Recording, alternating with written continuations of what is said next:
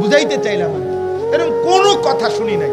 কারণ আমি তো নির্ধারিত কোনো টার্গেট নিয়ে ওয়াজে নামি নাই যে আমার কমপক্ষে মাসে 30 লাখ টাকা উপার্জন করা টার্গেট, এই টার্গেট নিয়ে না। না, আমার মালিক যদি বলার সক্ষমতা দেয়, আল্লাহ চাইলে বললাম, আল্লাহর জন্য বললাম।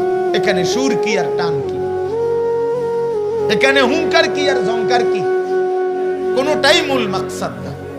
কোরআনুল কারীমের মধ্যে আছে বাবা, হযরত নূহ আলাইহিস সালাম, কোরআন শরীফের আয়াত, হযরত নূহ নবী বলতেন, ওয়ালা ইয়ানফাউকুম নুসহি ইন আরাদতু আন আনসাহা লাকুম ইন কানা আল্লাহু ইউরিদু আন ইউগবিয়াকুম হুয়া রাব্বুকুম ওয়া ইলাইহি তুরজাউন।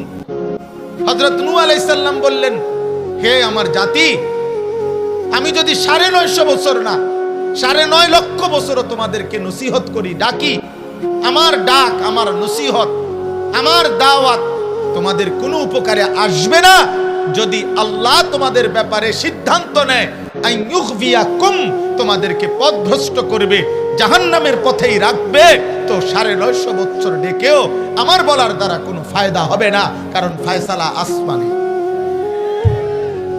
কোরআন শরীফের এজন্য নওজোয়ান আলেমদেরকে বলি, আপনাদেরকে বলি, আপনারাও আমার কথা কষ্ট নেবেন না, কিন্তু আমি বললাম মনে রাখেন, রুমাল বদলাইয়া, কোট বদলাইয়া, রুমালের বিভিন্ন ঢং বদলাইয়া, ফেসবুক আর ইউটিউবের কাঙ্গাল হইয়া, কোন না কোনো ভাবে পৃথিবীতে পরিচিত হওয়ার নেশায় হইয়া দেশ, জাতি, ঈমান, ইসলাম, আখিরাতের খেদমত হবে না, হবে না, হবে না, ফায়দা আসবে না। এ কোর্টে বদলাবেন, শেষ পর্যন্ত এ কোর্টের টেডি